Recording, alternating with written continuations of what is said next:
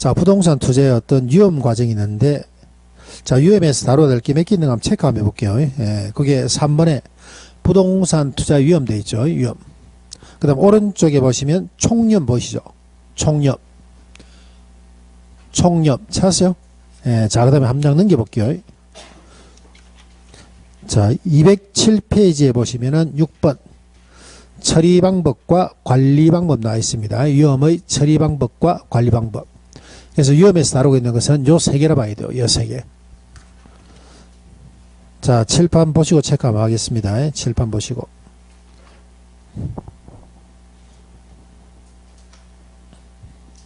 자, 우리가 부동산 투자에서 위험이라는 것은 내가 생각했던 예상치가 벗어난 거예요. 내가 생각했던 예상치가 벗어나거나 또 평균을 벗어난 것을 위험이라고 합니다. 위험. 그럼 위험에서 다룰 것은 요 세 가지. 뭐 크게 어렵지 않습니다. 세 개. 위험의 종류, 총위험, 그 다음에 위험의 처리 및 관리 방법. 자, 위험의 종류에서 보시면은 그 교과서 다 읽어보실 필요 없고 오른쪽에 201페이지 옆에 박스 보이세요? 위에 박스 있죠? 요거 하나 체크하시고 201페이지고 박스하고 그 밑에 보니까 총위험 박스 있죠? 요거 하나 체크하시고 그 두 개만 보시면 됩니다. 나머지 상황 안 보셔도 돼. 뭐 기출해놓은 거 뭐 그런 것만 보시고 그 두 개만 보시면 돼요.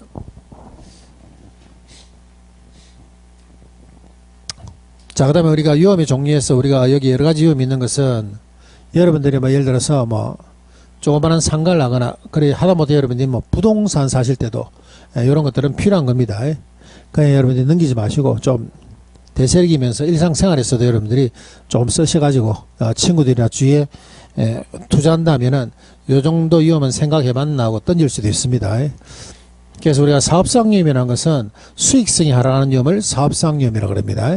수익성이 떨어지는 것을 뭐라고 한다고 이걸 우린 사업상 위험이라고 그래요. 그러면 수익성이 떨어지는 이유는 요 세 가지.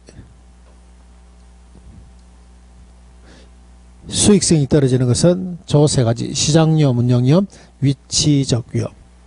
그 다음에 시장위험이라는 것은 우리 부동산 학교론에서 시장이란 말이 나오면 항상 뭐가 나옵니까 하면 수요 공급이 나옵니다. 수요 공급.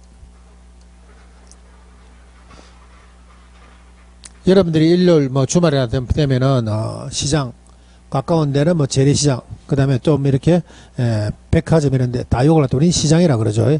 그래서 우리가 시장에 가면 누가 있습니까 하면 수요자하고 공급자가 있다 봐야 돼요. 부동산도 마찬가지죠. 수요자가 있고 공급자가 있다 봐야 돼요. 그런데 공급자가 수요를 예측을 못했어. 수요는 100인데 공급을 갖다가 500을 했습니다. 이런 위험을 뭐라 그럽니까? 시장위험이라고 그래요. 그래서 시장위험이라는 것은 수요 공급이 맞지 않는 것을 이걸 시장위험이라고 합니다. 자, 그 다음에 운영상의 위험. 앞으로 서요. 앞으로. 교재는 200페이지 펴시면 됩니다. 200페이지. 자, 운영상의 위험이라는 것은 이거는 부동산을 운영하면서 생기는 위험들 또는 회사를 운영하면서 생기는 위험들. 예를 들어서 임금이 너무 올랐어. 고임금입니다. 그래서 경비가 너무 많이 들어가. 이런 것들.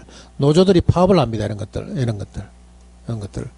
우리 사장님 어디 가면 계속 술만 드시면은 막 싸움질해. 그래서 어떤 법적 위험에 말립니다. 이런 것들. 그래서 우리가 개별 부동산에서 생길 수 있는 그런 위험들을 뭐라 그럽니까? 운영상의 위험이라고 그럽니다. 그걸 갖다 우리는 운영상의 위험이라고 그래요. 자, 그 다음에 위치적 위험이라는 것은 입지 선정의 실패예요. 입지 선정의 실패. 자, 여러분들이 이제 12월 달에 자격증을 따게 되면, 자, 시청에 가서, 울산 시청에 가서 딱 자격증을 수령합니다. 그럼 자격증을 수령하기 전에 여러분들이 제일 궁금한 게 뭐예요? 이제 오픈을 해야 돼. 그래서 원장님하고 상담도 하기도 하죠. 원장님, 자, 자격증을 12월 달에 따라서 이제 오픈을 할 건데 어디에 해야 되겠습니까? 물어보죠. 요겁니다, 요거. 요게 입지 선정의 실패라 봐야 돼요. 그럼 어떤 사람들은 뭐 예를 들어서 처음 하니까 이리로 가라. 아니다. 처음에 할수록 강하게 가라. 이리로 가라. A, B. 폐업될 확률이 많은 쪽 몇 번이겠어요? A겠습니까? B겠어요? 요거죠. 500에 30. 500에 30. 요런 걸 뭐라 그럽니까 하면 입지 선정의 실패라 그래요. 하다못해 원장님 한번 방문을 하려도 지리적으로 조금 이렇게 불리한 쪽은 안 가. 아무래도 교통이 편한 쪽으로 가겠죠. 뭐 전화 받으면서 그거 보이십니까? 간판 안 보이십니까? 막 이렇게 통하면서 갈 일은 없죠. 예. 그러니까 요걸 우리는 뭐라 그래요? 입지 선정의 실패라 그럽니다. 위치적 위험이라 그럽니다. 이해되시죠? 예. 더군다나 요즘 같은 경우는 입지 선정이라는 게 요즘 더 여기에 양극화가 있어갖고 엄청 중요한 것 같아. 옛날은 또 틀려. 몰리는 쪽은 사람이 좀 몰리는데 안 몰리는 쪽은 요즘 아예 없어. 상가가. 그리고 상가가 계속 이렇게 돌아. 예. 한때는 이쪽에 조금 이렇게 상가가 중심지가 되었다가 뭐 이쪽으로 좀 돌기도 하고 이런 식으로. 자, 그래서 우리가 요 세 가지 수요공급이 실패, 개별 부동산에 생기는 임금, 경비, 노조 이런 위험, 그 다음에 입지 선정의 실패 이런 것들 요 세 개 때문에 수익성이 하락하는 위험을 요걸 뭐라 그럽니까 하면 사업상 위험이라 그럽니다. 사업상 위험. 그래서 외우실 때는 이렇게 하면 되죠. 쉬운 위치에서 뭐 하면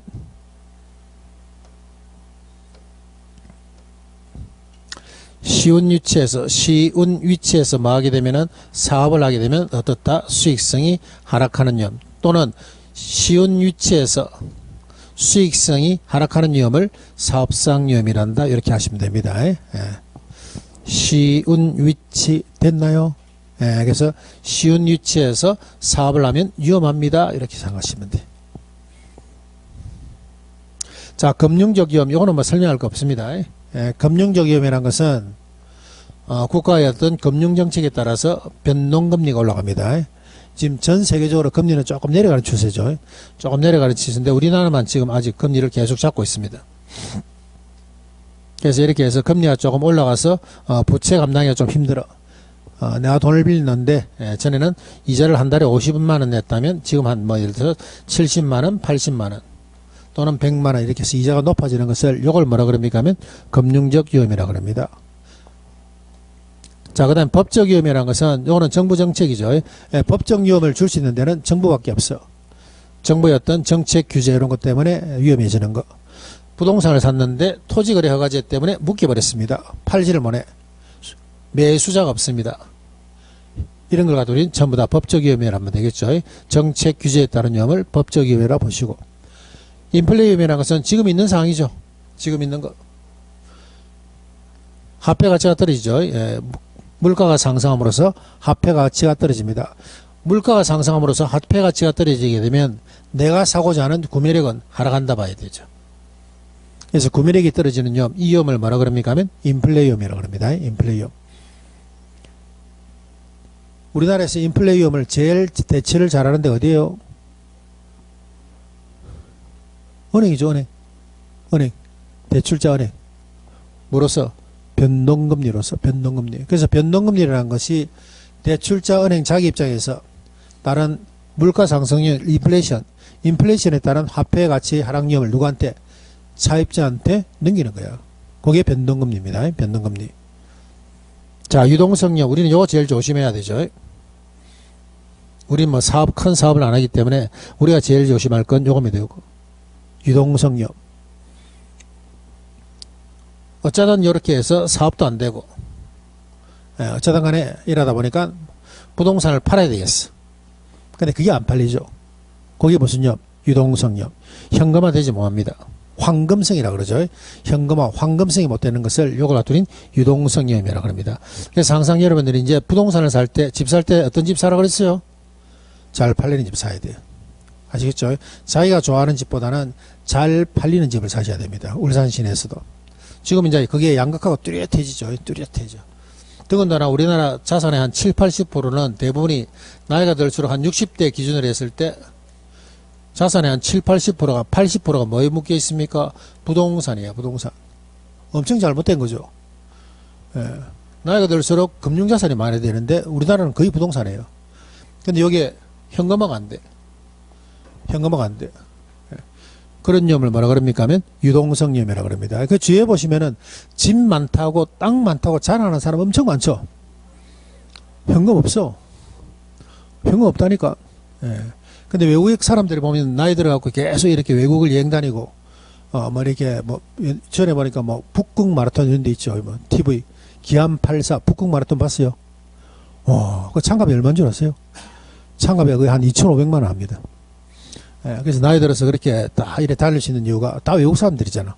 예, 그래서 외국에는 우리나라보다는 아무래도 부동산 자산 대비 뭐가 많기 때문에 금융자산이 많죠. 금융자산. 그렇기 때문에 월 나오는 금액이 어느 정도 좀 이렇게 높아야 돼.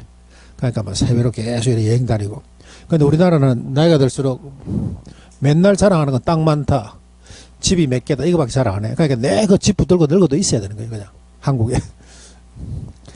그래서 나이가 들수록 여러분들 갖고 있는 자산 비중도 조금 이렇게 나이가 들수록 자꾸 이렇게 해서 현금 자산으로 조금 이렇게 유동성 있게 바꿔 주셔야 됩니다. 그래서 금융 자산을 조금 넓히시고 매달 나오는 돈이 많아야 돼요. 매달 나오는 들이. 주식에서 배당을 받거나 은행 이자를 받거나 이런 식으로 매달 나오는 개인연금에서 연금이 나오거나 특히 국민연금 같은 경우에는 참 좋은 거예요. 그래서 보통 주부님들 국민연금 안 드시는 분도 계신데 국민연금은 드세요. 소득이 있으나 없으나 국민연금 이건 좋은 겁니다. 직장 없는 젊은데 직장 없는 사람들이 또 국민연금 안 들어. 이거 들어야 돼요. 국민연금 왜 좋습니까 하면은 얘는 물가 상승률을 반영해줘. 개인연금은 물가 상승률 반영이 안 돼요. 올해도 연금이 2.1% 올랐죠. 그래서 제일 실수하는 게 직장이 없다. 그 다음에 주부님들 애 키운다는 핑계로 국민연금 안 드시는 분들은 나중에 노후에 절대 후회합니다. 널리 전해주셔갖고 직장이 있든 없든 돈이 있든 없든 어쨌든 간에 제일 1순위가 국민연금입니다. 젊을 때는. 됐죠? 예. 그래서 나이 들면 차이가 확 나죠. 자, 그래서 우리가 교과서의 위험의 종류에서 사건법인요, 책 갈게요. 사건법인요. 외기도 좋네. 노래하기도 좋고. 사건법인요. 노래하기도 좋고. 멜로디 좋네. 오늘 계산기 갖고 왔어요. 예, 계산기에 딱 갖다 놓으시고 자세가 돼 있어야 돼. 예. 앞에서 물어보면 대답 팍 해주시고. 예. 딱 계산기도 마음에 드는 것을 딱 갖고 오셨네. 그거 어디 샀어요? 자, 그 다음에 요거 한번 볼게요. 총력.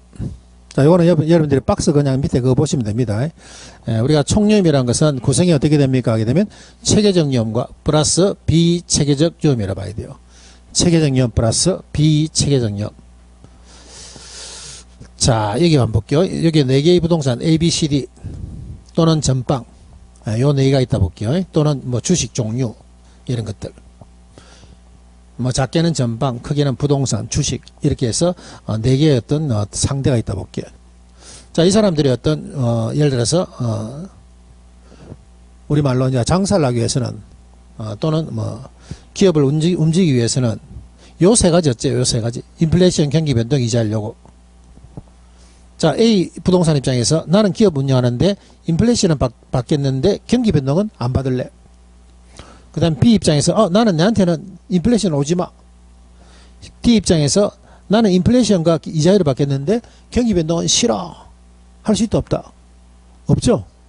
지금 시장하고 똑같은 거예요. 지금 여러분들이 조그마한 가게를 하든지 커피숍을 하든 간에 전방을 하든 간에 뭘 하든 간에 요 세 개는 감안해야 된다. 안 그러면 피해야 된다. 감수해야 되죠. 이해되세요? 이걸 뭐라 그럽니까 하면 피할 수 없는 위험이자 요 위험을 뭐라 그래요? 체계적 위험이라 그래요. 인플레이션, 경기변동, 이자율. 그래서 우리가 체계적 위험에서는 요 3가지 꼭 기억합니다. 인플레이션, 경기변동, 이자율. 지금하고 똑같아. 지금 시장하고. 지금 시장도 인플레이션 높죠. 경기변동 심하죠. 그 다음에 이자율도 높다 봐야 돼요. 이런 것들. 여러분들이 피할 수 없는 위험. 요 위험을 뭐라고? 요걸 체계적 위험이라고 합니다. 그래서 주위에서 어떤 사업을 하든, 주위에서 뭐 상점을 하든, 식당을 하든, 뭘 하든 간에 이래 이야기해 줄 수는 있죠. 야, 요즘 인플레이션이 심한데, 경기 변동이 좀 안 좋은데, 지금 이자율이 좀 높은데, 감당할 수 있겠나? 이렇게 물어봐 줘야 돼요. 그게 뭡니까? 체계적 위험이라고 그래요. 자, 그럼 비체계적 위험이라는 것은 뭡니까 하면 피할 수 있는 위험이에요. 자, 예를 들어서 A 부동산에 여기에 노조 파업합니다. 그래 주식이 좀 떨어져. 자, 그 다음에 C 부동산에 여기는 사장님이 어디가 술만 퍼먹으면 싸움합니다. 그래서 법적 분쟁이 심해. 주식이 또 떨어져. 그럼 나는 이런 걸 피할 수 있어요. 이런 건 피할 수 있어. 왜? 내가 예를 들어서 주식을 투자한다면은 이런 걸 투자하기 위해서는, 이런 걸 피하기 위해서는 우리는 뭘 해야 됩니까? 분산 투자란 말 들어보시죠? 분산 투자. 영어로 하게 되면 뭐래요? 포트폴리오. 분산 투자하시면 돼요. 분산 투자.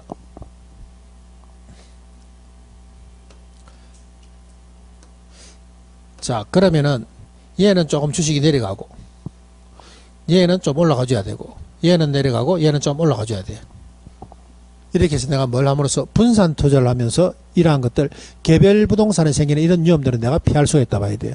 야, 이렇게 피할 수도 있고, 그 다음에 이런 경우도 있겠죠.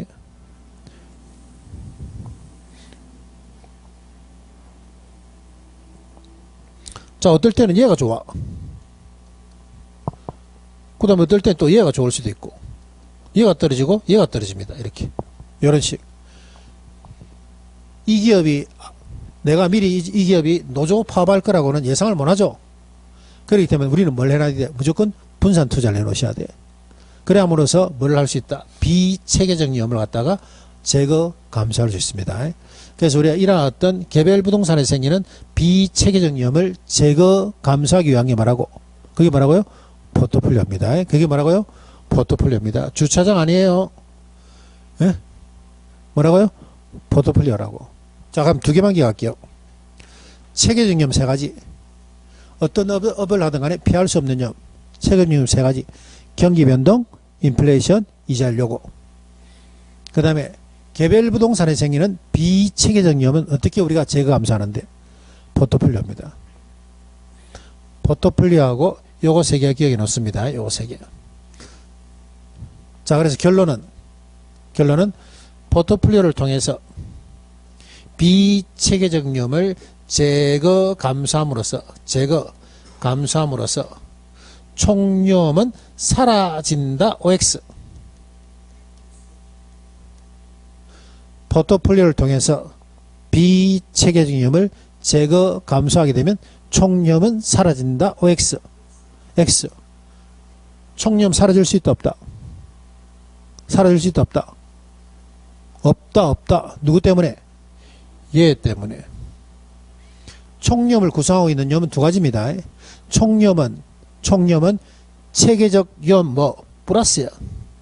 총위험 체계적 위험 플러스 비체계적 위험으로 구성되어 있다 봐야 돼. 그래서 비체계적 위험이 제거 감소된다 해서 총위험은 사라진다 안 사라진다? 사라지지는 않는다. 줄어들 것이다. 또는 모든 위험이라 그러죠. 총위험이란 말 대신에 또 어떤 이들은 이걸 모든 위험이라 그래요.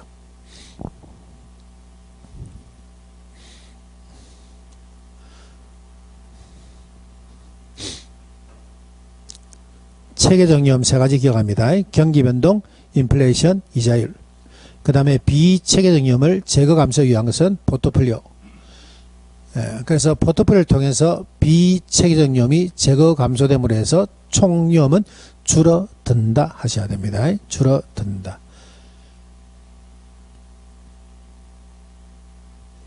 됐나요? 자, 그래놓고 또 넘깁니다. 207페이지 한번 볼게요. 207페이지. 자, 207페이지 보시면 위험의 처리 및 관리 방법 나옵니다. 위험의 처리 및 관리 방법 나오는데 얘도 출제 비중이 괜찮아요. 출제 비중이 괜찮고 그 다음에 시험에 나오게 되면 이거는 완전 학급 문제죠. 완전 학급 문제.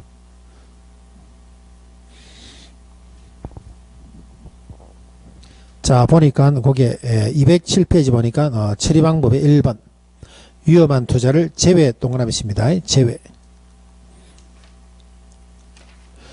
그 다음에 동그라미 2번 보수적 예측. 보수적 예측. 자, 그 다음에 넘기시고 3번에 위험조정 할인율. 위험조정 할인율. 관리 방법이 그 회피는 제외하고 똑같은 겁니다. 그거는 2번에 위험의 보유. 보유 동그라미 치시고 그 다음에 3번 4번 정가 통제되어 있나요? 정가 통제는 별표. 정가 통제는 별표. 자, 그래 놓고 칠판 한번 볼게요. 키만 잡아가시면 돼요. 키만.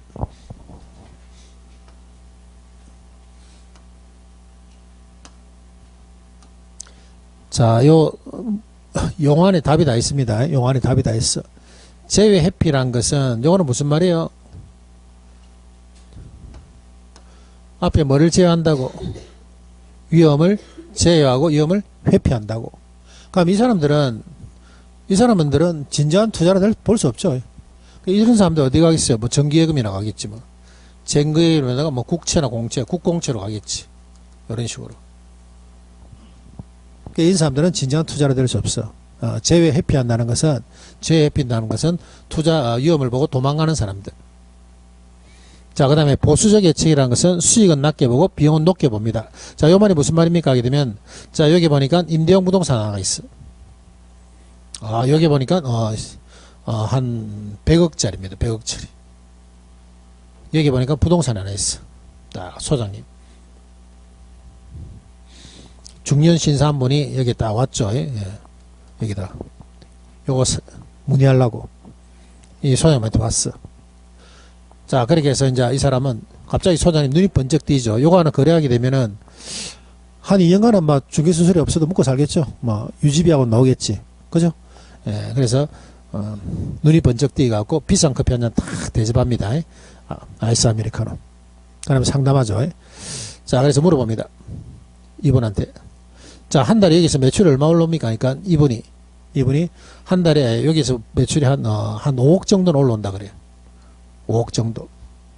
그러니까 이 신사분이 그렇습니까? 하겠습니까? 안 그러면 소장님이 말한 이 매출액보다는 낮게 예측하겠어요. 이 사람은 5억이나 올라옵니까? 좋네. 계약합시다. 일 안 하죠.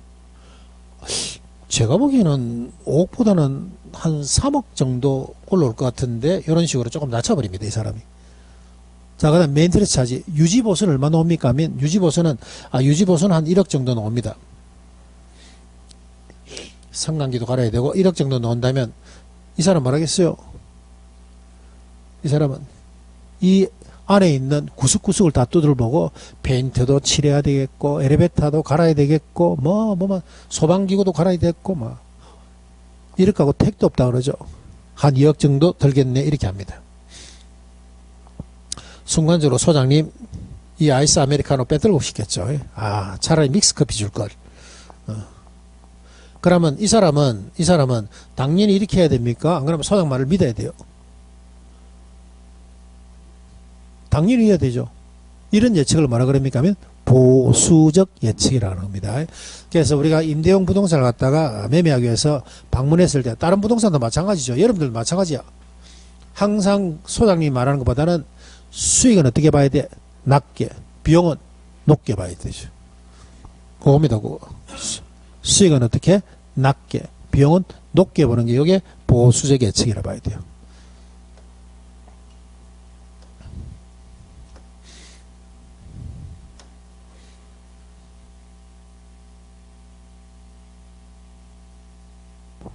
자, 위험조정 할인율이라는 것은, 자, 여러분들이 예를 들어서, 부동산 자격을 땄으면은, 자, 12월 달에 여러분들이, 11월 달에 이제 합격자 발표를 하고, 합격자 모임에 갑니다.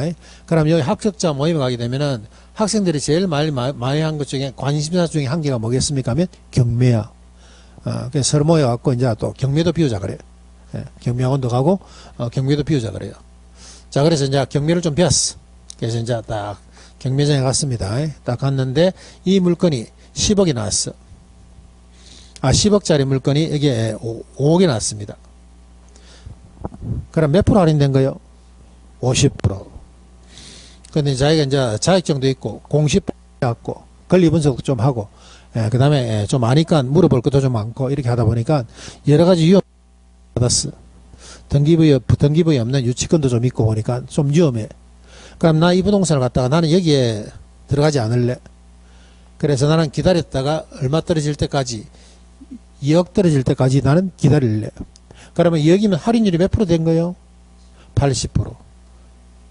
맞죠? 자, 이 물건은 무슨 물건? 위험한 물건이야. 이 물건은 어떤 물건? 위험한 물건이야. 위험한 물건은 할인율을 어떻게 해라? 조정해라. 낮게 조정해야 됩니까? 높게 조정해야 돼요? 높게, 그죠? 50에서 몇 프로로? 80%로. 위험한 물건일수록 할인율을 어떻게 해라? 높게 조정해라. 이게 위험조정 할인율입니다. 이게 위험조정 할인율이에요. 키만 찾아가시면 됩니다. 교과서에. 자, 207페이지 한번 볼게요. 207페이지. 동그라미 이번에 기억 둘째 줄에 보니까 적 찾았나요? 적. 207페이지 동그라미 이번에 기억 둘째 줄에 보시면은 적 수익은 낮게 비용은 높게 그만 체크하시고. 자, 그 다음 넘기셔가지고 위험조정 할인율이죠. 위험조정 할인율. 기억에 보니까 기억에 위험한 투자일수록 둘째 줄에 보니까 높은 할인율을 적용하는 방법이다. 기억의 둘째 줄에 보니까 높은 할인율을 적용하는 방법이다. 찾았습니까? 그 정도 키만 찾아가시면 됩니다. 키만. 책을 여러분들이 책을 아무리 읽는다 하더라도 시험 문제는 책하고 같이 안 나와요. 키만 기억하시면 돼요. 이런 거는. 자, 그 밑에 이번에 관리 방법 보시면 회피는 이거는 제외시키는 방법하고 똑같은 거예요. 제외나 회피나 똑같은 말입니다. 어떤 출제자는 제외를 줬다가 어떤 출제자는 회피로 줬다가. 자, 보유 한번 볼까요? 보유. 여기는 보니까 예를 보니까 준비금 충당금. 위험의 관리 방법에서는 예만 보시면 됩니다. 그 예돼 있죠. 예. 그래서 우리가 회피하는 것은 정기예금 국채, 보유하는 것은 준비금 충당금. 준비금 충당금이라는 것은 여러분들이 출근할 때 예를 들어서 아파트 엘리베이터가 고장이 났어. 그렇다 해서 뭐 그달 관리비에 거기 바로 들어오지 않죠.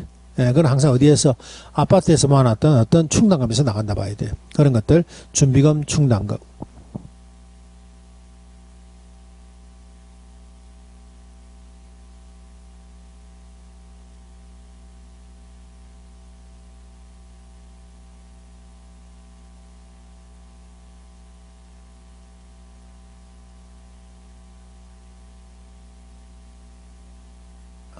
내가 받을 위험을 누구한테? 제3자한테 넘기는 것을 위험의 증가라 그래요.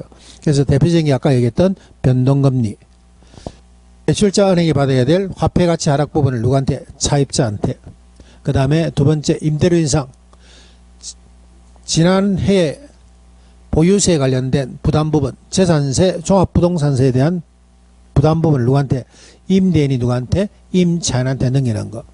그 다음 우리나라의 대표적인 거 뭐 선분양. 그죠? 선분양. 공급자가 받아야 될 자기네들의 어떤 비용, 이자 부담 부분과 공사의 여러 가지 어떤 하자 보수 부분, 이런 걸 누구한테? 수요자한테 넘기는 거. 이게 대표적인 뭐예요? 위험의 증가라 봐야 돼요. 그 다음에 여러분들이 들고 있는 보험, 회사에서 하고 있는 리스 이런 것들, 보험하청 리스 이런 것들, 이런 것들은 대표적인 위험의 증가를 보셔야 되고, 그 다음에 은행에서 하고 있는 이자율 수합, 지점마다 매출에 따라 이자율 바꾸죠. 이런 것들이 위험의 증가로 봐야 됩니다. 됐나요? 예. 자, 그 다음 밑에 보니까 위험의 통제 보이시죠? 통제. 자, 통제에서 대표적인 것이 오른쪽에 보시면 민감도 분석 체크합니다. 민감도 분석. 자, 1번에 보니까 투자 수익에 영향을 줄 수 있는, 그게 투입 요소 하나 체크할까요? 투입 요소. 투입 요소를 변함으로써 뒤에 보니까 결과치가 어떤 영향을 받는가를 파악하는 방법을 말한다. 1번만 체크하시면 됩니다. 1번 투입 요소를 변동시킴으로써 결과치가 어떠한 영향을 받는가를 파악하는 것을 말한다. 그래서 투입 요소 하나 체크하시고 맨 뒤 그 뒤에 결과치 체크하시면 됩니다. 자, 칠판 한번 볼까요? 내가 이거 오뎅바로 한번 이야기 한 적 있죠. 오뎅바.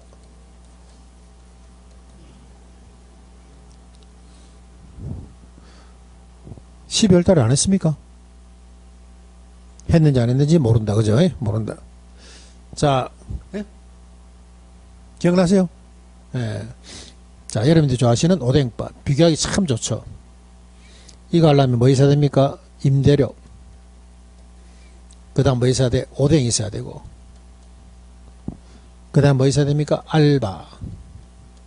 그 다음 각종 재료 있어야 되고. 그 다음에 세금 관계 있어야 되고. 뭐 여러가지 투입 요소가 여러가지 있다 봐야 돼. 장상 안 되죠. 예, 장상 안 되니까 여기에 뭐 한 가지를 투입 요소 중에 한 개를 변화시킵니다. 투입 요소 중에 한 개를 변화시켜. 여기에 투입 요소 중에 내가 한 개를 변화시키려는 이유는 뭐 때문에? 수익을 내야 되기 때문에. 수익을 내야 되기 때문에. 그 대표적으로 요즘 이거 빼죠. 됐나요? 자, 이렇게 해서 투입 요소 중에 투입 요소를 변함으로써 중요한 것은 수익성 결과치 내부 수익률이라고 그러죠. 수익성 결과치 순형가 이런 것들이 어떻게 바뀌는지를 요걸 갖다가 체크하는 방식. 여기 뭡니까? 이게 민감도 분석이라 봐야 돼요. 그래서 두 개만 체크하면 되겠죠. 거기 보면 투입 요소하고 맨 뒤에 결과치 체크하시면 됩니다. 투입 요소를 변함으로써 결과치가 어떻게 변동하는지를 알아보는 방법. 이게 민감도 분석입니다. 됐나요? 자, 그래서 위험은 이 정도 보시고, 자, 앞으로 넘어옵니다. 이제 수익 볼게요. 수익.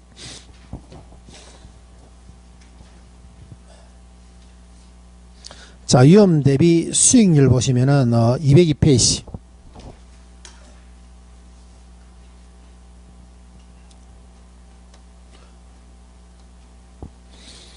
자, 2절에 수익률 해놨죠. 수익률 해놓은 데는 요거는 별표 하나 치야 되겠죠. 예.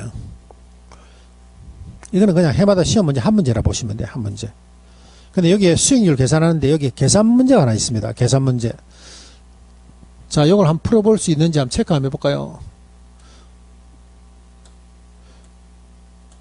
어디 있지? 자, 요거네. 자, 요거 기대 수익률 계산 문제입니다. 계산 문제. 자, 계산기 갖고 계신 분은 한번 풀을 수 있는지 없는지 한번 여러분이 한번 생각해 보세요. 여러분 스스로 한번 생각해 보세요. 이 문제를 풀 수 있을지 모를지. 자, 문제를 보시면은 수익률 예상치와 아래가 같습니다. 자, 근데 보니까 비관적일 때가 몇 프로? 20%. 정상적일 때가 몇 프로? 60%. 낙관적일 때가 몇 프로? 20%야. 이때 수익률이 비관적일 때가 4% 난다 그러고 정상적일 때가 8% 난다 그래. 낙관적일 때가 13% 난다 그럽니다. 자, 이런 경우에 기대 수익률을 구하라 하게 되면은 그냥 요거 곱하면 되죠. 곱하고 이거 좀 더 하시면 돼. 그죠? 20 곱하기 4% 하시고 60 곱하기 8% 이거 다 하시면 돼요. 그런데 여기에 계산기가 풀어줍니다. 계산기가. 자, 계산기 갖고 계신 분 요렇게만 풀어보세요. 요렇게 적힌 대로만 딱. 넌 하지 마시고 휴대폰 안 되죠. 휴대폰 안 됩니다. 휴대폰 안 된다니까 이거는.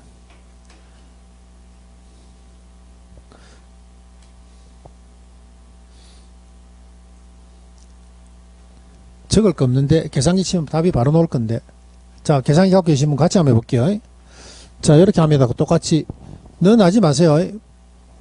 얘가 들어갔다는 것은 넌을 포함했다 봐야 돼. 그러면 계산기에다가 20 곱하기 4% 치고 손뗍니다. 그대로 20 곱하기 4%. 그 다음에 그대로 60 곱하기 8% 손띄시고 손띄야 돼. 그 다음에 20 곱하기 13% 손띄시고 그 다음에 GT 눌리면 돼요. 요거 계산기 위에 있잖아. GT라고. 얼마나요? 또 가시오 산 거 아니네요.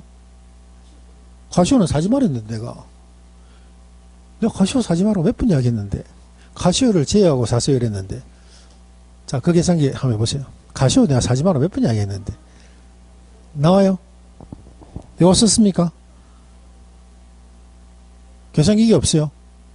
신기하네. 가시오 거는 그냥 일일이 그 기능이 요거 말고 또 다른 기능이 있는가 모르겠는데 내가. 근데 안 먹힐걸? 예. 나와요? 예. 요거 있는 거 사세요. 요거 있는 거. 요거 나중에도 쓸 겁니다. 여기 있으면 쓸 게 아니고 나중에 쓸 거예요. 자, 그래 계산기 되고 20 곱하기 4%, 60 곱하기 8%, 20 곱하기 13% 해놓고 얘만 눌리면 답이 나와. 이거 기출문제입니다. 이거. 자, 이런 문제 가져가야 되겠죠. 가져가야 된다니까. 가져가야 됩니다. 자, 나중에 알겠지만 얘도 마찬가지입니다. 부동 포트폴리오에 따른 기대 수익률도 마찬가지야, 이것도. 요 딱 두 번만 하면 이것도 답이 나와. 그래서 이런 기대 수익률과 포트폴리오 관련된 기대 수익률 계산 문제는 요거는 가져간다는 것을 머릿속에 일단 염두에 두고 계세요. 염두에 두고.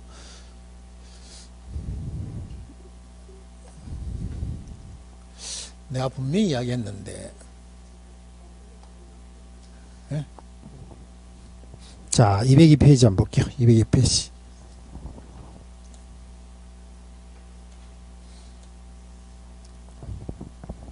자, 202페이지 수익률은 지금 이 시간에는 여러분들 기출문제 한 문제 한다고 생각하시면 됩니다. 수익률은 요거는 여러분들이 기대 수익과 요구 수익률, 그 다음에 실현 수익률로 나눌 수 있습니다. 기대 수익률과 요구 수익률, 실현 수익률. 자, 제일 먼저 하셔야 될 게 동의어입니다. 동의어. 기대 수익률이라는 것은 뭐고, 요구 수익률이라는 것은 뭔데? 동의어.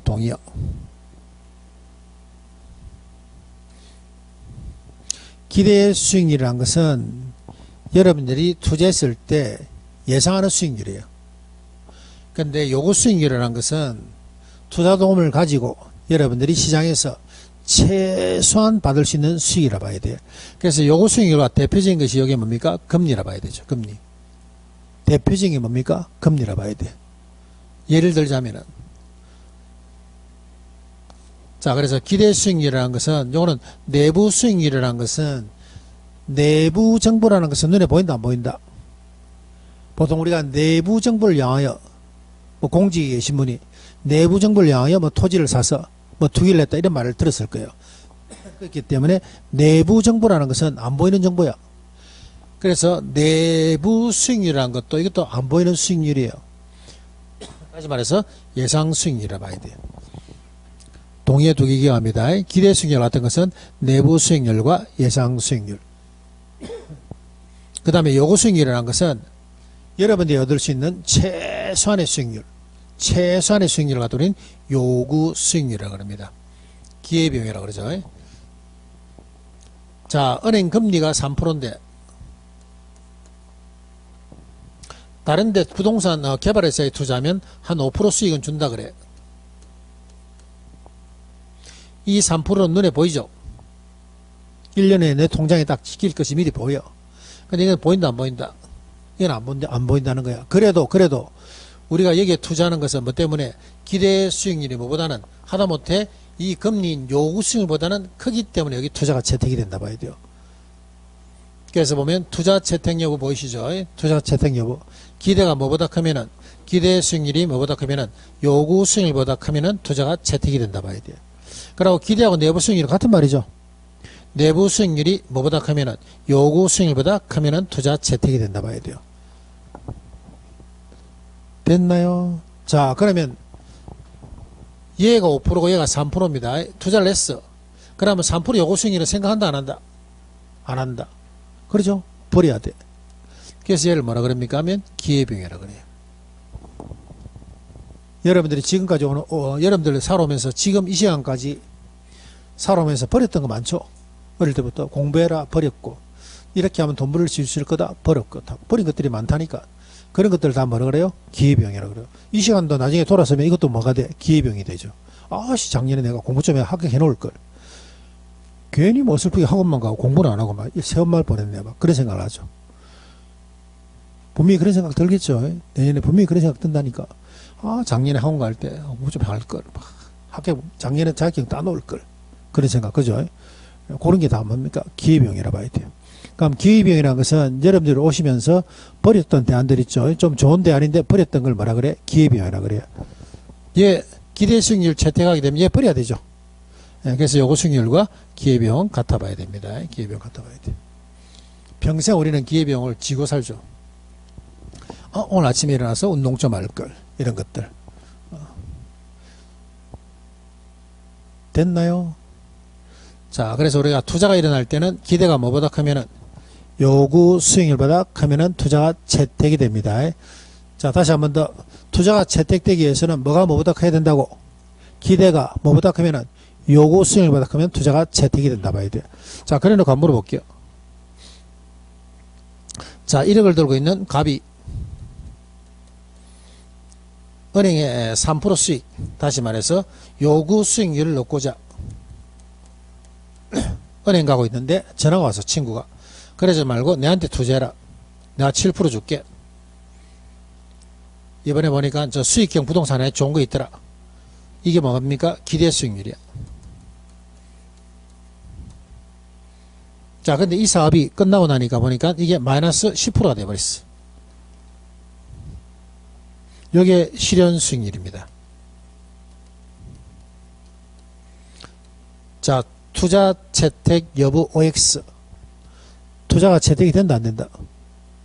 된다 안 된다? 된다. 뭐 보고? 투자 채택하기 위해서는 뭐가? 기대하고 요것만 비교하시면 돼. 기대가 요거보다 크기 때문에 이거는 투자가 채택이 된다 봐야 돼. 실현 수익률 본다 안 본다? 안 본다. 아시겠죠? 투자가 채택하기 위해서는 뭘 봐야 된다고? 기대가 뭐보다? 요거보다 큰 경우는 투자가 채택이 된다 봐야 돼요. 수익형 부동산 7% 수익 준다 그럽니다. 금리보다는 높죠? 예. 됐나요?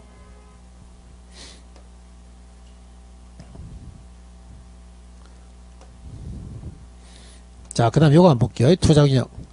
앞에 있는 거 동그라미 보니까 1번, 2번, 3번 돼 있죠. 1번, 2번, 3번 이렇게 4번으로 돼 있습니다. 4번. 1번, 2번, 3번, 4번으로 돼 있는 것은 여러분 집에 가서 복습하실 때도 마찬가지입니다. 복습하실 때 이미지로 막 이상하게 공부하지 마시고 수익률 공부했으면은 1, 2, 3, 4를 머릿속에 딱 담아두셔야 돼. 1번이라는 것은 동의어. 기대는 내부 수익률이자 예상 수익률이다. 그 다음에 요구 수익률이라는 것은 최소한의 수익률이자 기회비용이더라. 내가 1번, 2번, 3번, 4번 해놓은 것은 시험 문제 출제 비중이 상당히 높다 봐야 돼요. 그 다음에 이번에 투자가 채택하는 것은 기대가 뭐보다 크면은 요구 수익률보다 크면은 내부 수익률이 뭐보다 크면은 요구 수익률보다 크면 투자가 채택이 된다 그랬어. 자, 세 번째 하는 게 여기 뭡니까 하면 투자균형입니다. 투자균형이라는 것은 얘는 기대의 수익률과 요구 수익률이 같아지는 것을 투자균형이라고 그래요. 자, 부동산은 우리가 요구 수익률이 최소한 아까 5%라고 그랬습니다. 부동산에 투자하게 되면은 단기적인 어떤 급등은 없다 하더라도 조금 이렇게 중장기적으로 봤을 때는 한 5% 수익 정도는 하다못해 인플레이션보다는 약간 올라간다 그랬어. 이걸 우리는 인플레이션 해치라고 합니다. 그럼 부동산에 관련된 요구 수익률을 최소한 5% 잡아봅니다. 자, 그런데 여러분들이 기대하는 수익은 또 아니야. 여러분들이 기대하는 것은 올라갔다가 내려갔다가 올라갔다 내려갔다 이렇게 돼. 요걸 뭐라 그럽니까 하면 기대 수익률이라고 그래요. 됐나요? 자, 그러면 이렇게 해서 기대하고 요거가 이렇게 만나지는 점이 있어. 요걸 뭐라 그럽니까 하면 기대하고 요구가 만난 데서 이걸 투자 균형이라고 합니다. 뭘 한다고요?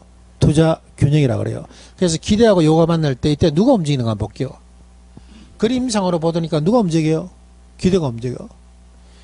얘가 움직여. 얘가 올라갔다 내려오면서 만나고 내리다가 올라가면서 만나고 이래. 이해되세요? 자, 그럼 결론은 투자 균형을 이루기 위해서는 기대 요구 중에 누가 움직여서 기대가 움직인다 봐야 돼요. 얘가 남자입니다. 얘가 여자야. 그 그림을 보면 항상 남기대가 여요구를 따라갑니다. 그죠? 자, 이거 한번 볼게요. 기대가 요거보다 큽니다. 이 경우에 이 경우. 그러면 기대가 내려와야 됩니까? 올라가야 돼요? 내려와야 되죠. 자, 어떻게 내려오는 거 한번 볼게요. 자, 기대하고 요구가 큰 경우는 이때는 투자가 채택이 된다 봐야 돼. 투자가 이루어지면 수요는 어떻게 되고 증가합니다. 수요가 증가하게 되면 가치는 엄청 상승한다 봐야 돼. 가치가 이미 어느 정도 상승하고 있으면 여러분들이 생각하는 기대 수익 어떻게? 그때부터는 내려온다 봐야 돼. 기대 수익률이 점차 뭐함으로써 하락함으로써 기대 수익률이 점차 뭐함으로써 하락함으로써 기대 수익률과 요구 수익률이 같아진다 봐야 돼요. 됐나요? 자, 그 다음 밑에 거. 이번엔 요거 수익률이 커. 요겁니다, 요거. 올라가야 됩니까? 내려가야 돼요? 올라가야 돼요. 자, 요거가 클 때는, 이때는 투자가 안 이루어지죠. 그러니까 수요는 어떻게 돼? 감소할 수밖에 없죠. 기대 수익률이 요거 수익률 3%에도 못 미친다면 투자 안 하지. 그러니까 수요는 감소되고 가치는 떨어질 수밖에 없지. 그래서 가치가 어느 정도 떨어지게 되면은 여러분들이 말하는 밑바닥이라 그러죠. 바닥이라 그래. 바닥. 그렇게 되게 되면 기대하는 수익이 어떻다? 점차 어떻다? 상승한다 봐야 됩니다. 그렇게 해서 기대하고 요구하고 같아진다 봐야 돼요. 이런 거죠. 기대는 원래 작았고 요구가 큰데 기대가 마음으로써 점차 상승함으로써 투자 균형을 이룬다 봐야 돼요. 됐나요? 누가 움직인다 그랬습니까? 기대가 누굴 따라갑니까? 요거를 따라간다 봐야 돼요. 자, 그래서 여러분들이 이해하기 쉽게끔 기대를 남자로 할게요. 남기대. 요겁니다. 이렇게 해서 미팅을 하는 거죠. 이렇게 해서 선을 보러 나왔어.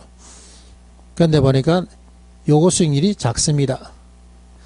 작은 여요구가 나왔어. 그러니까 남자 지가 어떻게 합니까? 키를 이렇게 낮추면서 들어가죠. 자기가 너무 크면 안 되니까. 작은 여성분이 나왔기 때문에 자기 키도 낮추면서 살 들어갑니다. 그래서 키를 맞춰. 근데 이번에는 여요구가 키가 키 큰 여자가 나왔어. 저 멀리서 보니까 키 큰 여자가 앉아있어. 그러니까 갑자기 어디 가고 신발에 말굽을 해고 옵니다. 그래서 자기 키를 확 이렇게 높여버려.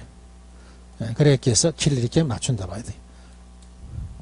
누가 움직였어요? 기대가 누굴 따라갑니까? 요거를 따라간다 봐야 돼. 작은 요거를 만나면 점차 기대가 하락할 것이고, 큰 요거를 만나면 기대가 점차 상승하여 투자 균형을 이룬다 봐야 돼요. 요게 투자 균형입니다. 자, 교과서 한번 볼까요? 자, 202페이지 기대 수익률, 요거 수익률, 실현 수익률 되어 있죠. 동의만 조금 체크하시면 되고.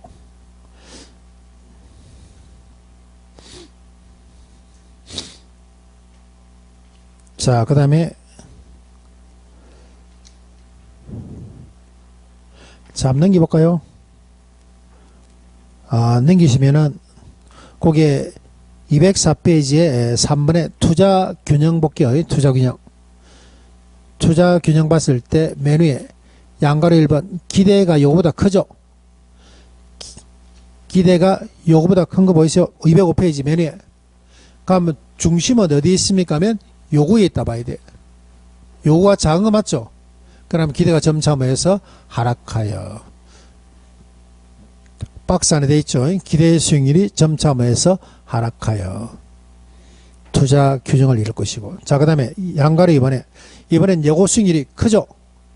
요거 수익률이 큰 경우는 이때 기대가 점차 모여서 상승하여 투자 균형을 이룹니다. 투자 균형을 이룬다 봐야 돼요.